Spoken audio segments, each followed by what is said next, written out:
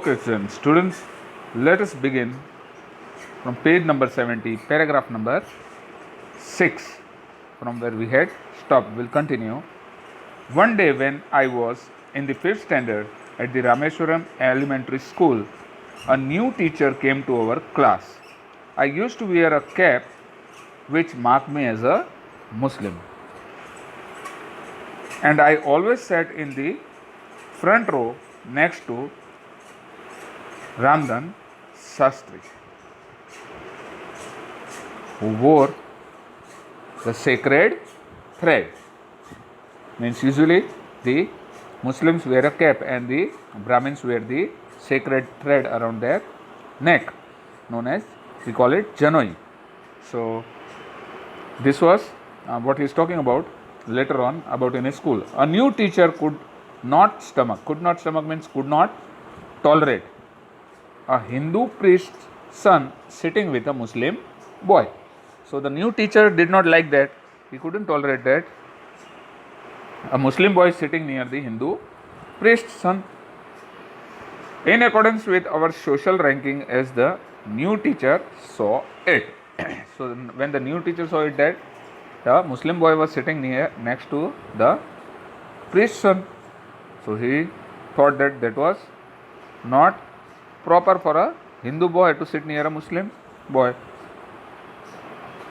I was asked to go and sit on the back bench. So what did the new teacher order?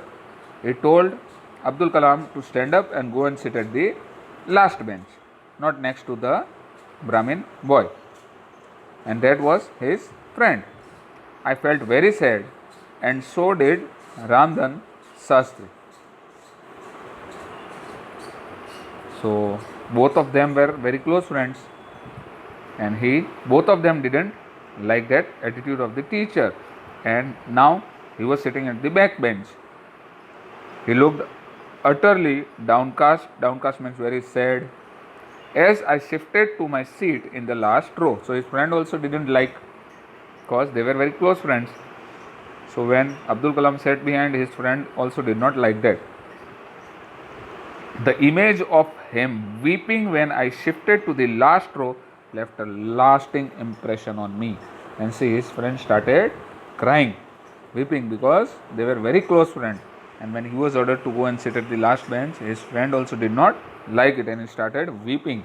And Abdul Kalam says that it had a very deep impression in my mind, and I never forgot it. See, still as a president he became, yet he remembered that incident.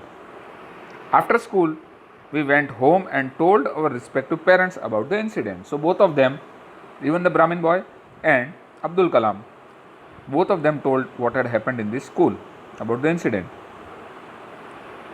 Lakshmana Sastri summoned the teacher and in our presence told the teacher that he should not spread the poison of social inequality.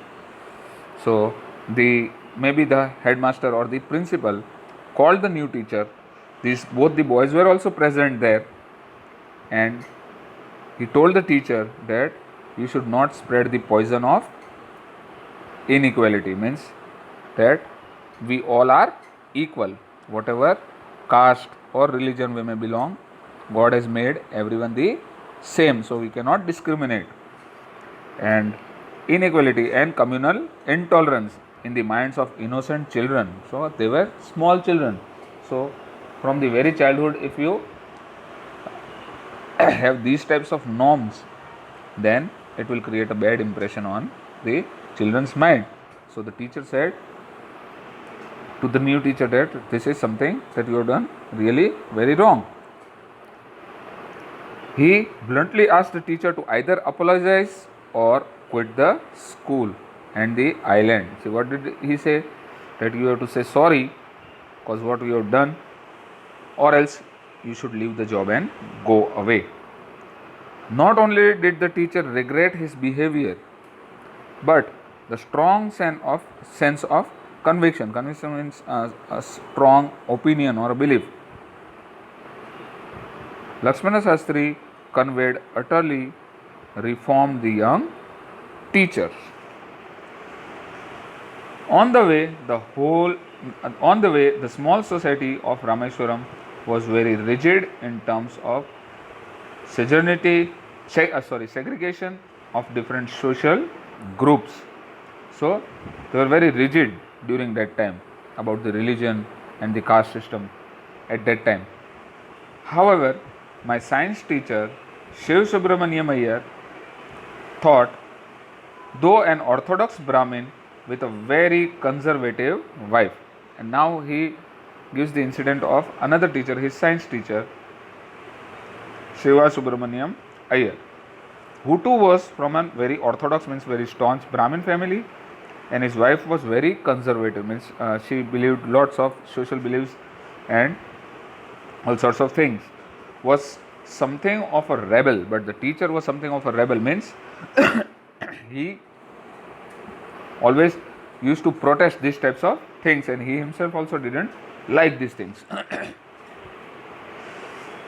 He did his best to break social barriers so that people from varying backgrounds could mingle easily. So he always wanted that all the people should mingle, stay together and be as one. He believed in this. His belief was this. He used to spend hours with me and would say, Kalam, I want you to develop so that you are on par with the highly educated people of the big city. And that teacher, science teacher, used to motivate him, and he used to tell him that you should develop yourself, you should be very smart, and I want to see you very highly educated. As a very highly educated person, I want you, and you should be with par with other educated people in the big city, means you should have a good name, you should be that intelligent. One day he invited me to his home for a meal. So what happened, one day the teacher invited him for meal at his home. His wife was horrified at the idea of a Muslim boy being invited to dine in her ritually pure kitchen. Ritually pure kitchen means those people, those who think that they are very pure, and kept protecting him. Ritually pure means keep protected from all the outside influence of that come, may it be religion, caste, anything. So ritually it was very pure kitchen for her. She refused to serve me in her kitchen, and during that time also, and still in Indian tradition, there are families those who have their meal and dinner in their kitchen only. They don't eat anywhere in any other rooms. They eat in the they have their meal and their dinner and everything in their own kitchen always. So that was something that a Muslim boy, how can he enter the holy kitchen inside of a Brahmin, staunch Brahmin Hindu family? So what did the wife do? She refused to give him food, to serve him actually in her kitchen. Shiv Subramaniam Iyer was not perturbed, nor did he get angry. Now the teacher, when he discovered that the wife is not will not serve him food, he did not get angry with his wife, but instead served me with his own hands. And what did the teacher do? He did not protest, but he himself served food to Abdul Kalam, because the wife did not serve, so he himself served, and sat down beside me to eat his meal. And about that, he sat just beside him and having his meal. His wife watched us from behind the kitchen door, and his wife was watching everything, and she was behind the kitchen door, that what is going to happen now. I wonder whether she had observed any difference in the way I ate rice, drank water, or cleaned the floor after the meal. So now he is telling that only these are the different kinds of religion and the rules that are created in this society. After all, we all are flesh and bone. We all are human inside. We all have red colored blood.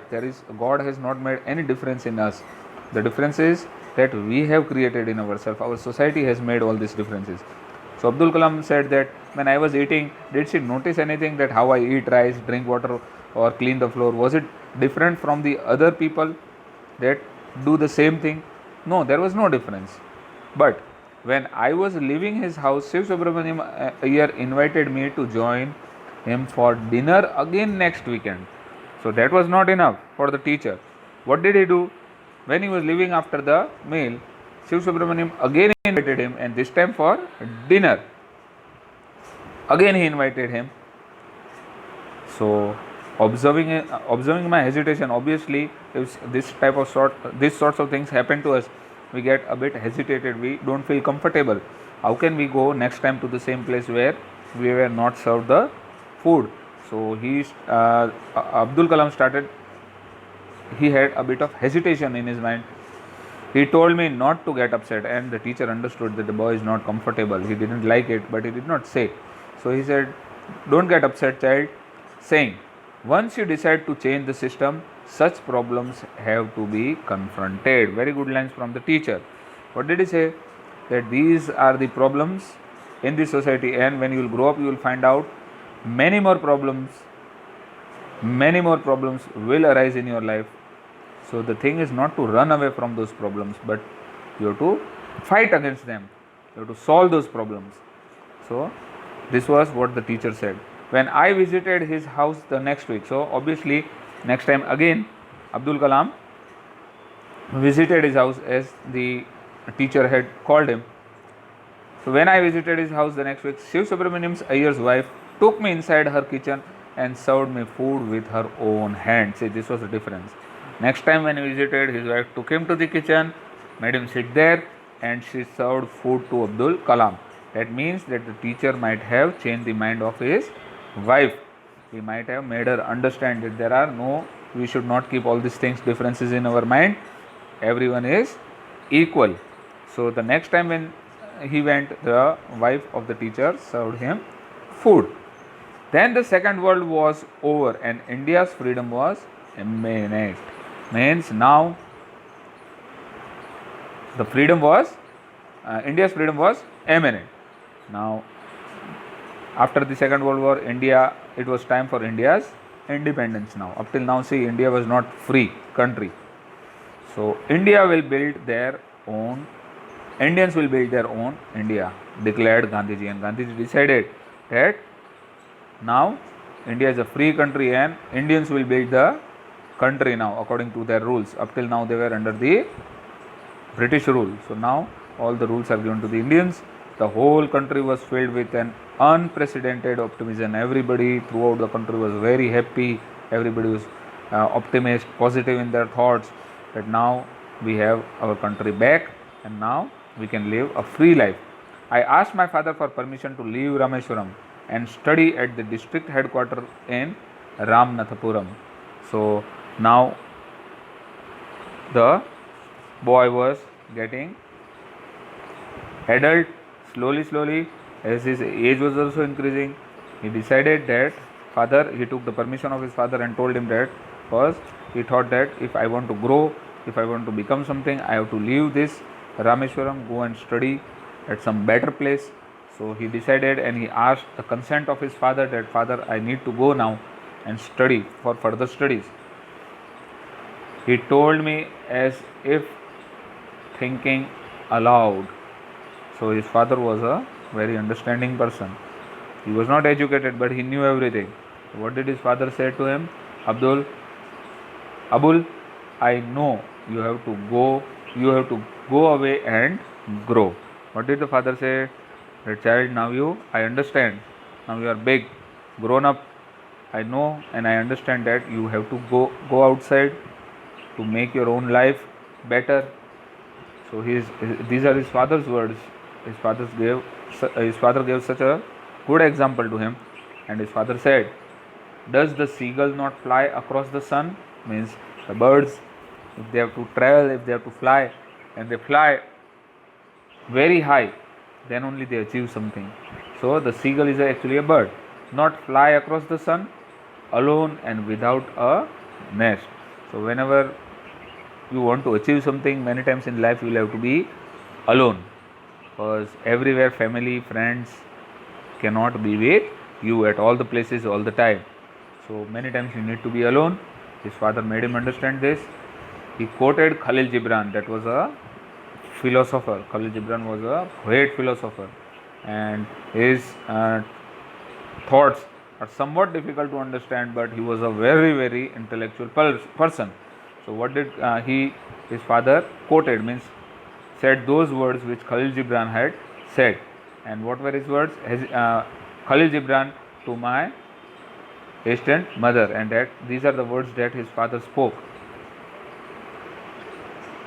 to the mother, because the mother was not ready to let Abdul Kalam leave, because always the mothers are more loving and caring. They always imagine as if that child, if it is grown up, then too it is just a small kid for her, and they get horrified many times by just the thought that now my child, maybe a boy or a girl, will stay alone, leaving us behind.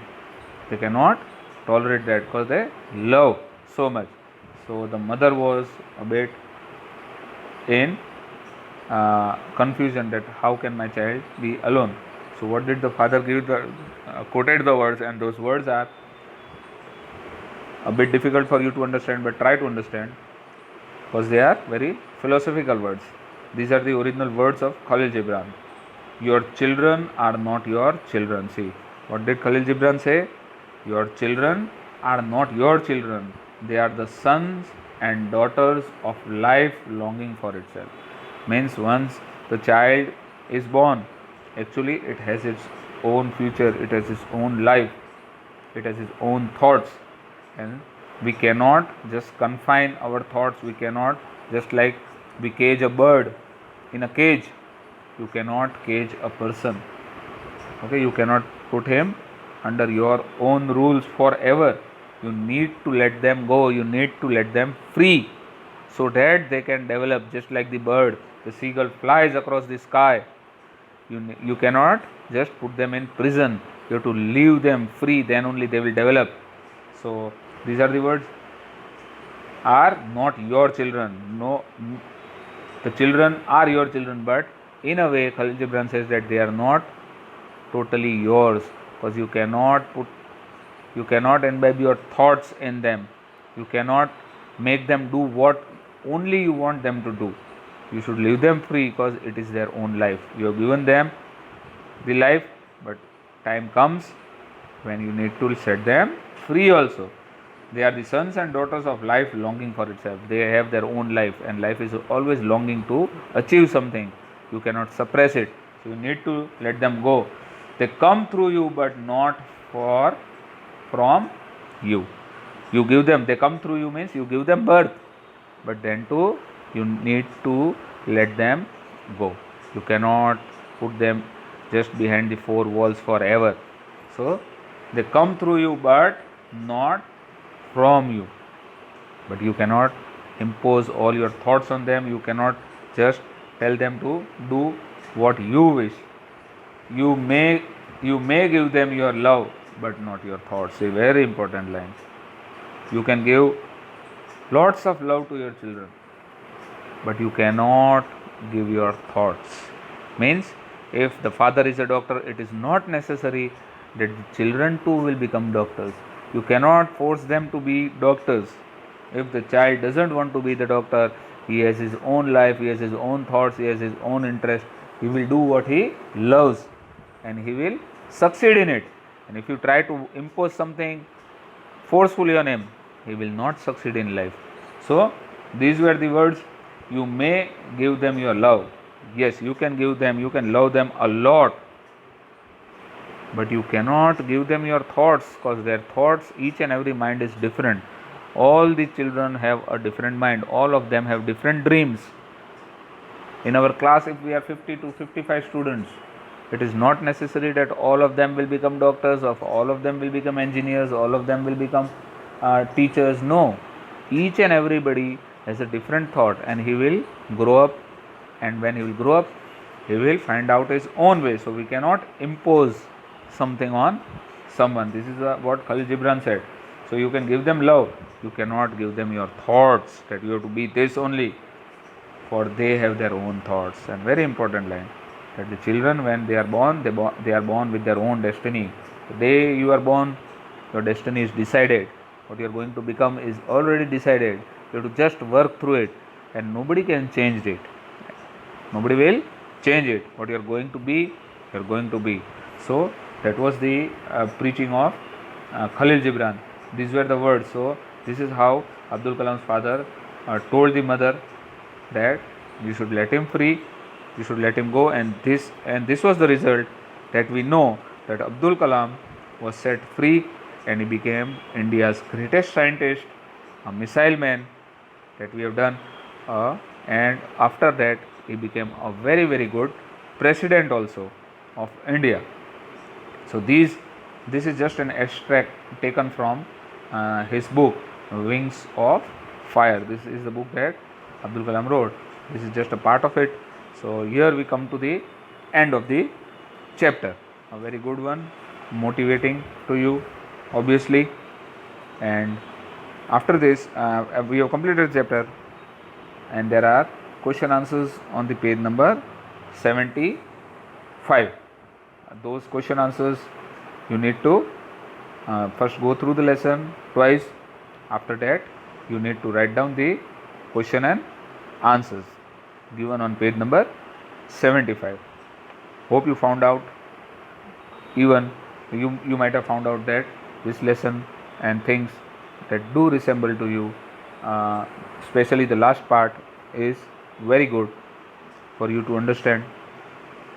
Now of course, even after few years you will also be grown up boys and girls. You will have to decide what you want to do, where you want to go.